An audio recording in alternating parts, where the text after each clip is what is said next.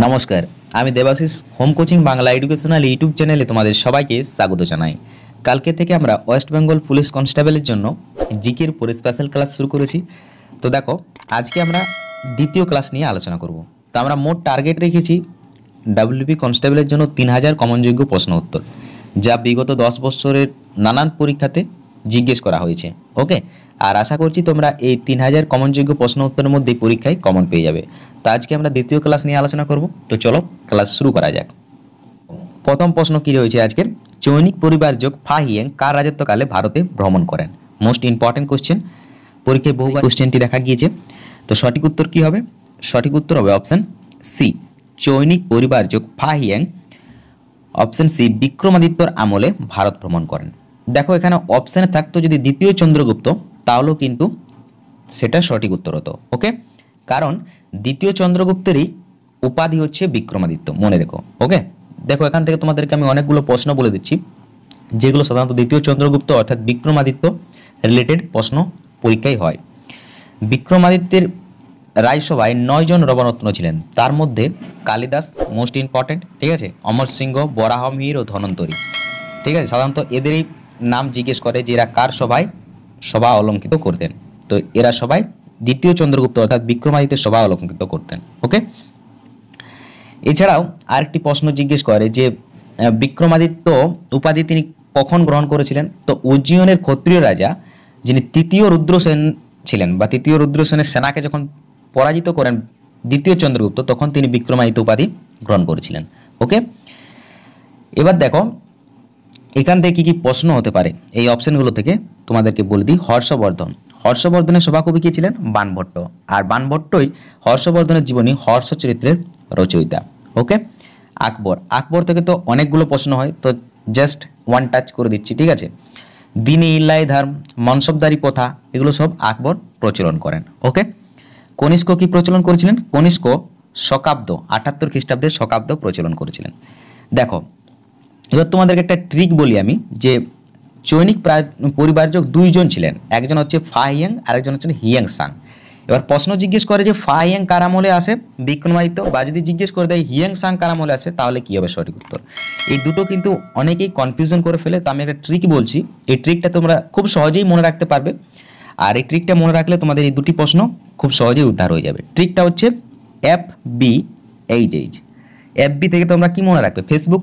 আর HH থেকে hand in hand, ঠিক আছে। বা বাংলাতে বলতে গেলে ফেসবুক হাতে হাতে, আর ইংরেজিতে বললে ফেসবুক হ্যান্ড ইন হ্যান্ড। ওকে, দেখো এবার তোমরা এইভাবে কীভাবে মনে রাখবে?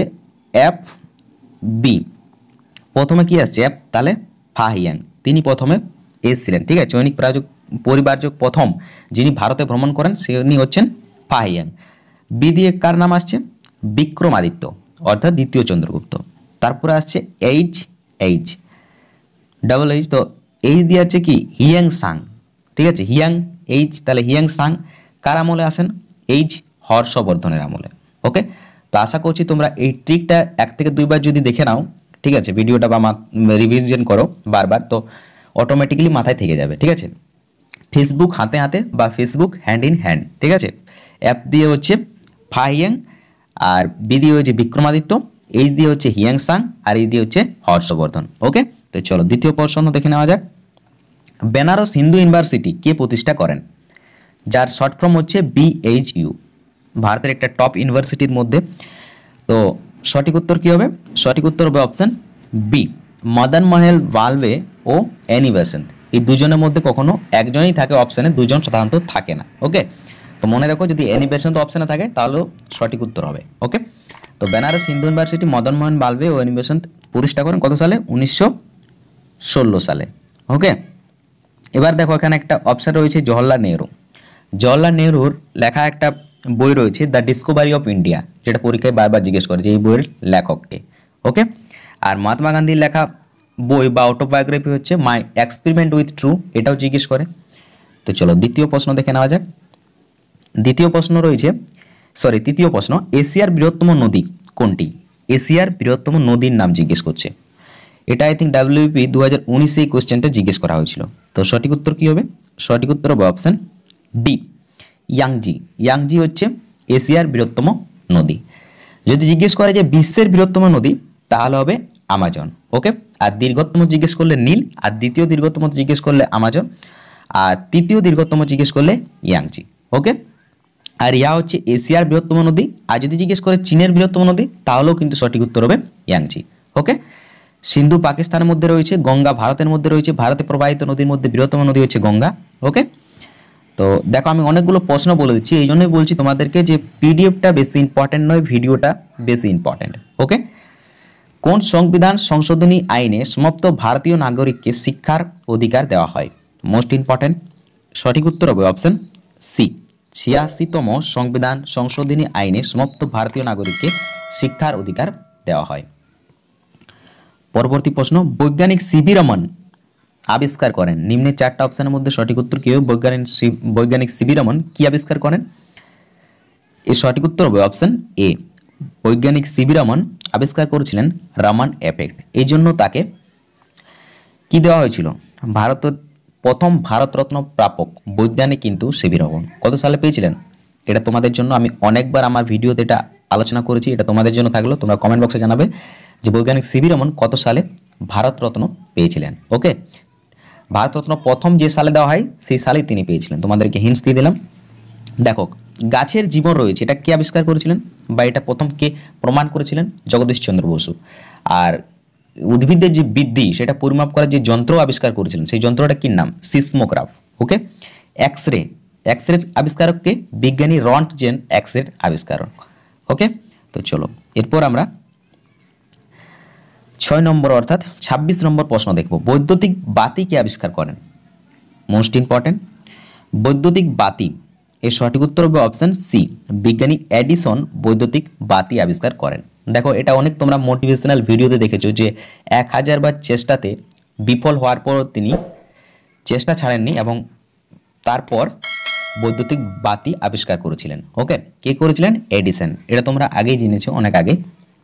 এবার দেখো, বৈদ্যুতিক বাতিতে ব্যবহৃত যে ফিলামেন্ট রয়েছে সেটা কোন তার দিয়ে তৈরি? এটা কিন্তু পরীক্ষায় জিজ্ঞেস করে। তো সঠিক উত্তর হবে টানজেস্টেন। বৈদ্যুতিক বাতির মধ্যে কি কি রয়েছে? নাইট্রোজেন রয়েছে, এছাড়াও নিষ্ক্রিয় গ্যাসও থাকে। ওকে, তো অপশন অনুযায়ী ওটা সঠিক উত্তর হয়। পরবর্তী প্রশ্ন, পেন্সিলে ব্যবহৃত পদার্থ টি হলো? পেন্সিলে ব্যবহৃত পদার্থ জিজ্ঞেস করছে, তো সঠিক উত্তর হবে অপশন বি, পেন্সিল যে দিয়ে আমরা লিখি সেই পেন্সিলের কথা বলা হচ্ছে। সেই পেন্সিলে ব্যবহৃত পদার্থটি হচ্ছে গ্রাফাইট। বা এই প্রশ্নটা উল্টো আবার জিজ্ঞেস করতে পারে যে পেন্সিল কি দিয়ে তৈরি? তোর গ্রাফাইট দিয়ে তৈরি। দেখো, এখানে একটা অপশান রয়েছে লেড, ঠিক আছে, লেড পেন্সিল, এটাও একটা পেন্সিলের কিন্তু। তো লেড পেন্সিলে লেডের পরিমাণ কত? এটাও কিন্তু পরীক্ষায় জিজ্ঞেস করে। যেমন প্রশ্ন রয়েছে না যে জার্মান সিলভারের পরিমাণ কত?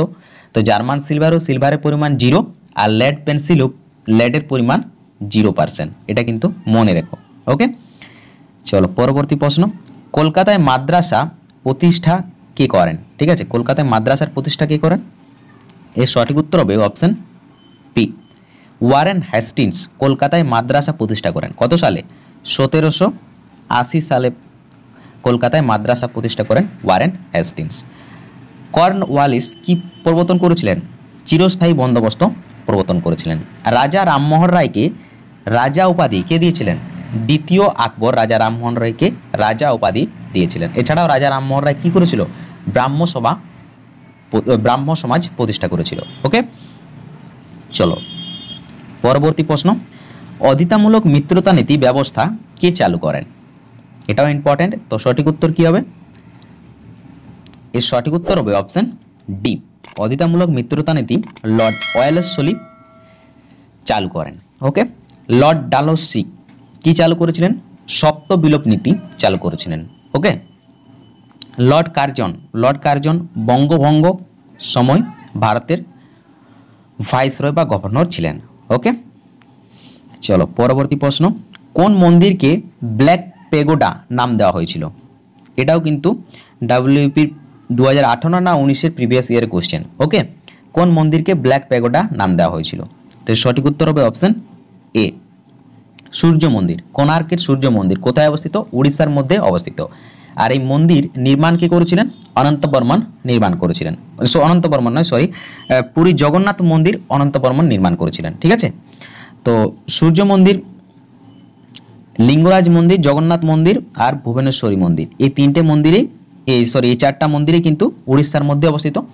তো দেখো এই জন্য যেহেতু মন্দিরের পরিমাণ সব থেকে বেশি রয়েছে, তার জন্য উড়িষ্যার যে ভুবনেশ্বর শহর, একে কি বলা হয়? মন্দিরের শহর বলা হয়। মনে রেখো, উড়িষ্যার রাজধানী হচ্ছে ভুবনেশ্বর, আর তাকে মন্দিরের শহর বলা হয়। ওকে, চলো পরবর্তী প্রশ্ন। এখানে একটু ভুল হয়েছে টাইপিংয়ে, এটা কাজিরাঙ্গা হবে, ঠিক আছে? প্লিজ একটু অ্যাডজাস্ট করে নিও। কাজিরাঙ্গা অভয়ারণ্যটি কী জন্য বিখ্যাত?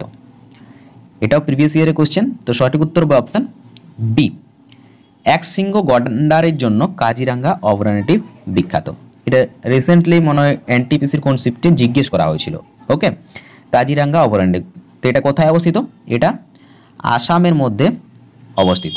ওকে, চলো পরবর্তী প্রশ্ন। আজকের কোশ্চেন কিন্তু একটু মোটামুটি মানে ইজি টু মডারেট রয়েছে, ঠিক আছে? কালকের কোশ্চেনগুলো খুবই ইজি ছিল, কিন্তু আজকের কোশ্চেন ইজি টু মডারেট রয়েছে। ওকে, এভাবে ধীরে ধীরে আমরা কিন্তু মডারেট টু হার্ডেও যাব শেষ পর্যন্ত। ওকে, তো চলো পরবর্তী প্রশ্ন দেখো, সিঙ্গালীলা জাতীয় উদ্যানটি কোন রাজ্যে অবস্থিত? এর সঠিক উত্তর কি হবে? এর সঠিক উত্তর হবে অপশন বি, সিঙ্গালীলা জাতীয় উদ্যানটি পশ্চিমবঙ্গ রাজ্যের মধ্যে অবস্থিত, অর্থাৎ আমাদের রাজ্যে অবস্থিত। পশ্চিমবঙ্গের কোথায় অবস্থিত যদি জিজ্ঞেস করে, তাহলে সঠিক উত্তর হবে দার্জিলিং। মনে রেখো, দার্জিলিং জেলায় অবস্থিত। ওকে, ডিটেলস দেখো। 1986 সালে বন্যপ্রাণী অভয়ারণ্য হিসাবে ঘোষিত হয় সিঙ্গালীলা জাতীয় উদ্যান। তারপর 1992 সালে জাতীয় উদ্যানে পরিণত হয়, অর্থাৎ ন্যাশনাল পার্কে পরিণত হয়। ন্যাশনাল পার্কের খেতাব পেয়েছে 1992 সালে। ওকে, চলো পরবর্তী প্রশ্ন। ভানু সিংহ কোন বিখ্যাত ব্যক্তির ছদ্মনাম? ভানু সিংহ, এটা আশা করি আমরা সবাই জানি। তো সঠিক উত্তর হবে অপশন এ, কবিগুরু রবীন্দ্রনাথ ঠাকুরের ছদ্মনাম হচ্ছে ভানু সিংহ। দেখো রবীন্দ্রনাথ ঠাকুরের এছাড়াও অনেকগুলো ছদ্মনাম রয়েছে। কি কি? দিকশূন্য ভট্টাচার্য, শ্রীমতী কনিষ্ঠা, শ্রীমতী মধ্যমা, বাণী বিনোদ, বিদ্যা বিনোদ, আন্নাকালী, পাকশাড়ি, অকপট চন্দ্র ভাস্কর, নবীন কিশোর। দেখো এইগুলো সাধারণত পড়ে না, পড়ে সাধারণত ভানু সিংহ। যে ভানু সিংহ কার ছদ্মনাম, তো এটা যেহেতু বেশি পপুলার, সো এটাই মনে রাখবে। তোমরা চাইলে এগুলো একটু পড়ে নেবে। ওকে, চলো পরবর্তী প্রশ্ন। এইচআইভি সংক্রমণ নির্ধারণের জন্য কোন পরীক্ষা করা হয়? এইচআইভির ফুল ফর্ম কি, এটা তোমরা আমাকে কমেন্ট বক্সে জানাবে, ঠিক আছে? হিউম্যান, তারপর আমি আর বলছি না, হিন্টস দিয়ে দিলাম। তোমরা এটা কমেন্ট বক্সে জানাবে, দেখি তোমরা কতজন এর উত্তর দিতে পারো, ঠিক আছে? আমি যেগুলো বলছি, যে কোশ্চেনগুলো তোমাদের কাছে জিজ্ঞেস করছি, তোমাদেরও কিন্তু কর্তব্য সেগুলো কমেন্ট বক্সে জানাবে। উত্তর জানলে জানাবে নিশ্চয়ই, আর না জানলে সেটাও জানাবে যে আমি উত্তর জানি না। ওকে, এইচআইভি সংক্রমণ নির্ধারণের জন্য কোন পরীক্ষা করা হয়? এর সঠিক উত্তর হবে অপশন এ, এলিসা টেস্ট করা হয়। ওকে, যে তোমার অ্যাডস হয়েছে কি হয়নি, তোমার শরীরে এইচআইভি ভাইরাস রয়েছে কি না রয়েছে, তার জন্যই রক্তের বারবার পরীক্ষা করা হয় এলিসা টেস্ট। এলিসা টেস্টের ফুল ফর্ম অনেকবার জিজ্ঞেস করা হয়, তো এলিসা টেস্টের ফুল ফর্মও দেখো আমি নিম্নে উল্লেখ করে দিয়েছি, enzyme linked human sorbent assay, ঠিক আছে? এটা হচ্ছে এলিসার ফুল ফর্ম, এনজাইম লিঙ্কড হিউম্যানো সরবেন্ট অ্যাসে, এটা হচ্ছে এলিসার ফুল ফর্ম। ওকে, চলো পরবর্তী প্রশ্ন। শ্রীলঙ্কাকে ভারত থেকে পৃথক করেছে, শ্রীলঙ্কাকে ভারত থেকে পৃথক করেছে কে, কোন প্রণালী? এর সঠিক উত্তর হবে অপশন এ, পক প্রণালী শ্রীলঙ্কাকে ভারত থেকে পৃথক করেছে। জিব্রাল্টার প্রণালীকে কি বলা হয়? ভূমধ্যসাগরের চাবি বলা হয়। মনে রেখো কিন্তু, মোস্ট ইম্পর্টেন্ট, ভূমধ্যসাগরের চাবি কাকে বলা হয়? জিব্রাল্টার প্রণালীকে। ওকে, চলো পরবর্তী প্রশ্ন। ভারতের কোন শহরকে রাজপ্রাসাদের শহর বলা হয়? মোস্ট ইম্পর্টেন্ট, ভারতের কোন শহরকে রাজপ্রাসাদের শহর বলা হয়? Option D is the right answer, Kolkata শহরকে ভারতের রাজপ্রাসাদের শহর বলা হয়। ওকে, মুম্বাইকে কি বলা হয়? মুম্বাইকে বলা হয় বাণিজ্যের শহর, বলিউডের শহর, বাণিজ্যিক রাজধানীও বলা হয়। দিল্লিকে কি বলা হয়? ভারতের রোম বলা হয়। চেন্নাইকে কি বলা হয়? এটা তোমরা কমেন্ট বক্সে জানাবে। ওকে, চলো পরবর্তী প্রশ্ন। নিম্নলিখিত অঙ্গগুলির কোনটি বাহ্যিক আবরণ পেরিকার্ডিয়াম? নিম্নলিখিত অঙ্গগুলির মধ্যে, অর্থাৎ বলছে যে কার আবরণ পেরিকার্ডিয়াম, বা এই প্রশ্নটা এভাবে জিজ্ঞেস করতে পারে। দেখো উত্তরটা বলে দিই, এর সঠিক উত্তর হবে অপশন বি, উত্তর হচ্ছে হৃৎপিণ্ড। ওকে, হৃৎপিণ্ডের আবরণীকে কি বলে, ঠিক আছে? বা হৃৎপিণ্ড কোন আবরণী দ্বারা আবিষ্ট থাকে, বা হৃৎপিণ্ডের বাইরে যে বাহ্যিক আবরণ থাকে তাকে কি বলে? তো সঠিক উত্তর হবে পেরিকার্ডিয়াম। প্রশ্ন নানাভাবে জিজ্ঞেস করতে পারে, সেটা পরীক্ষকের উপর ডিপেন্ড করে। ওকে, তো তোমাকে সেটা সেভাবেই পড়তে হবে যাতে যেভাবে পরীক্ষক প্রশ্ন জিজ্ঞেস করে তুমি উত্তর করতে পারো। ওকে, তো হৃৎপিণ্ডের আবরণীকে বলা হয় পেরিকার্ডিয়াম। আর যদি জিজ্ঞেস করে যে বৃক্কের আবরণীকে কি বলে, তাহলে সঠিক উত্তর হবে মেনিনজেস। এটাও কিন্তু মনে রেখো, দুটো ইম্পর্টেন্ট। ওকে, দেখো এই প্রশ্নটা একটু ঘোরানো রয়েছে লেখাটা, যার জন্য তোমরা হয়তো অনেকে বুঝতে অসুবিধা ফিল করবে। ওকে, তো চলো, মৌর্য বংশের পাটলিপুত্র নগরে পৌর শাসনের সর্বাপেক্ষা মূল্যবান উৎস কোনটি? এই প্রশ্নটাও একটু উল্টোভাবে রয়েছে, ঠিক আছে, খুব সহজভাবে জিজ্ঞেস করা হয়নি। কিন্তু খুব সহজভাবে জিজ্ঞেস করা হলে প্রশ্নটি এভাবে জিজ্ঞেস করা হতো যে মৌর্য বংশের ইতিহাস নিম্নের কোন গ্রন্থ থেকে জানা যায়? ঠিক আছে, কোন মূল্যবান গ্রন্থ থেকে বেশি জানা যায় বা জানা যায়? তো যাই হোক, এই সঠিক উত্তর হবে অপশন এ, ইন্ডিকা। মৌর্য বংশের পাটলিপুত্র নগরে পৌর শাসনের সর্বাপেক্ষা মূল্যবান উৎস হচ্ছে ইন্ডিকা। ইন্ডিকা কার লেখা? ম্যাগাস্থনিসের লেখা হচ্ছে ইন্ডিকা। ম্যাগাস্থনিস কথাকার দূত ছিলেন, এটা তোমাদের জন্য প্রশ্ন রইল। ঠিক আছে, যারা জানো তারা কমেন্ট বক্সে জানাবে। ওকে, এবার দেখো অর্থশাস্ত্র, এটা কার লেখা? চাণক্যের লেখা। মুদ্রাক্স কার লেখা? এটাও তোমরা কমেন্ট বক্সে জানাবে। ঠিক আছে, আর অশোকের শিলালিপি। যে মানে কি বলবো, সব থেকে বড় উৎস হচ্ছে মৌর্য বংশের ইতিহাস জানা, সেটা হচ্ছে ইন্ডিকা। ওকে, যার জন্য এই প্রশ্নটা উল্টোভাবে ঠিক জিজ্ঞেস করেছে, পৌর শাসনের সর্বাপেক্ষা মূল্যবান উৎস। তো যাই হোক, পরবর্তী প্রশ্ন দেখে নেওয়া যাক। গ্রীষ্মকালীন সৌরশক্তি কবে হয়? গ্রীষ্মকালীন সৌরস্থিতি কবে হয়?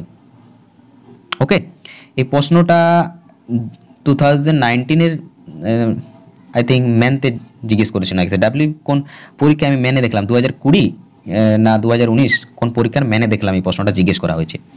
তো এই প্রশ্নটা উত্তরে আমি একটু নিজেই কনফিউশন আছি। ঠিক আছে, তোমরা জানো যদি কেউ বা অ্যান্সার শিটে দেখে থাকো তো সঠিক উত্তরটা আমাকে জানাবে। তো গ্রীষ্মকালীন সৌরস্থিতি কবে শুরু হয়? Option A is the right answer, 21শে জুন। এটাই আমি সঠিক উত্তর দেখলাম। তো তোমরা যদি কোনো এই প্রশ্ন নিয়ে কনফিউশন থাকে তোমাদের, বা সঠিক তথ্য তোমাদের কাছে থাকে, তো সেটা তোমরা তথ্যের সাথে কমেন্ট করবে। ওকে, চলো পরবর্তী এবং আজকের শেষ প্রশ্ন। সৌরজগতের কোন গ্রহকে লাল গ্রহ বলা হয়? এর সঠিক উত্তর হবে অপশন ডি, মঙ্গল গ্রহকে সৌরজগতের লাল গ্রহ বলা হয়। ওকে, শুক্রকে কি বলা হয়? উজ্জ্বল গ্রহ বলা হয়, বা কি বলা হয়? সন্ধ্যা তারা বলা হয়। পৃথিবীকে কি বলা হয়? নীল গ্রহ বলা হয়। ওকে, তো দেখো আজকের আলোচনা আমাদের এখানে শেষ হলো। যদি ভিডিওটি ভালো লাগে তো ভিডিওটিকে একটি লাইক করবে, আর ভিডিও সম্বন্ধে কোনো মতামত থাকলে তোমরা কমেন্ট করবে। ওকে, আর যে প্রশ্নগুলো আমি তোমাদের কাছে জানতে চাইলাম সেটাও কিন্তু কমেন্টে জানাবে। আর ভিডিও উপকৃত মনে হলে বন্ধু বান্ধব সহপাঠীদের কাছে একটু শেয়ার করে দিও, কারণ আমি চাই সবার কাছে এই ভিডিও পৌঁছাক, সবাই উপকৃত হোক। আমার পরিশ্রম তখনই সার্থক হবে যখন এই ভিডিওর মাধ্যমে সবাই সার্থক হবে, সবাই তাদের সফলতার শিখরে পৌঁছাবে। ওকে, আর যদি চ্যানেল নতুন হয়ে থাকো তো চ্যানেলটিকে সাবস্ক্রাইব করে নেবে, আর বন্ধু বান্ধব সহপাঠী যারা রয়েছে তাদেরকেও সাবস্ক্রাইব করতে বলবে, কারণ তোমরা যতটা পরিবারের সংখ্যা বাড়াবে, ঠিক আছে, চ্যানেলের, ততই ভালো থেকে ভালো স্টাডি মেটেরিয়াল আমরা তোমাদেরকে ফ্রিতে প্রোভাইড করতে পারবো। ওকে, তো চ্যানেলের সাবস্ক্রাইবার সংখ্যা বাড়াও, চ্যানেলকে বারবার শেয়ার করো। ঠিক আছে, আর পিডিএফটার কথা বলে দিই, তোমরা না তো পিডিএফ সম্বন্ধে জানতে চাইবে, তো পিডিএফের লিঙ্ক আমি রাত্রিবেলা দিয়ে দেবো টেলিগ্রাম চ্যানেলে। ঠিক আছে, বা পিডিএফ আমি টেলিগ্রাম চ্যানেলে রাত্রিতে আপলোড করে দেবো। তো তোমরা টেলিগ্রামে জয়েন হতে গেলে টেলিগ্রামে গিয়ে সার্চ করবে হোম কোচিং, অথবা আমাদের টেলিগ্রাম চ্যানেলের লিঙ্ক, হোয়াটসঅ্যাপ গ্রুপের লিঙ্ক, ফেসবুক পেজের লিঙ্ক, সমস্ত লিঙ্ক কিন্তু ভিডিও ডেসক্রিপশনের একবারেই নিম্নে রয়েছে, তোমরা সেখানে গিয়ে যুক্ত হয়ে নেবে। ওকে, তো দেখা হচ্ছে পরের ভিডিওতে, তখন ভালো থেকো, সুস্থ থেকো, নিজের খেয়াল রাখো, সর্বদা পড়াশোনার উপর ধ্যান দাও। সফলতা এক না একদিন আসবে, সামনে অনেক পরীক্ষা রয়েছে। ওকে, জয় হিন্দ, বন্দে মাতরম।